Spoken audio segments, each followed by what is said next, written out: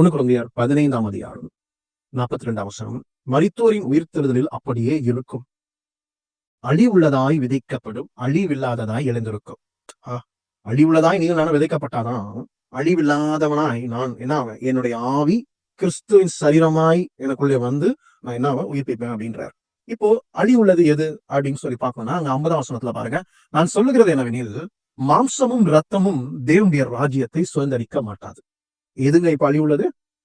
நமக்குள்ள இருக்கிற மாம்சம், என் அப்பாவுடைய குணம், ஆதாமையுடைய பிளட், எங்க அப்பாவுடைய பிளட், இது எல்லாமே எதை சார்ந்தது? அழிவுள்ளது. என் மாம்சத்தோட ஒட்டி இருக்குது. இது எங்க போகாது? தேவனுடைய ராஜ்யத்தை ஒரு நாள் டச் கூட பண்ணாது.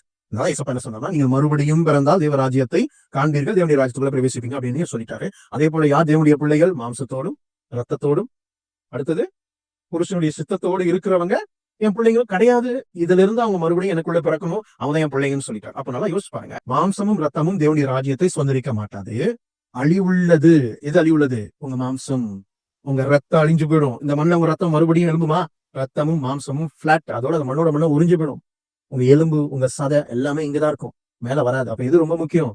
மாம்சத்தோடும் ரத்தத்தோடும் புருஷனுடைய சித்தத்தோடு நீங்கள் பிறக்காமல் இதெல்லாம் அப்படியே இருக்கீங்கன்னா நீங்கள் அழிந்து போகிறவர்கள். நான் சொல்லலங்க, பைபிள் சொல்லுது.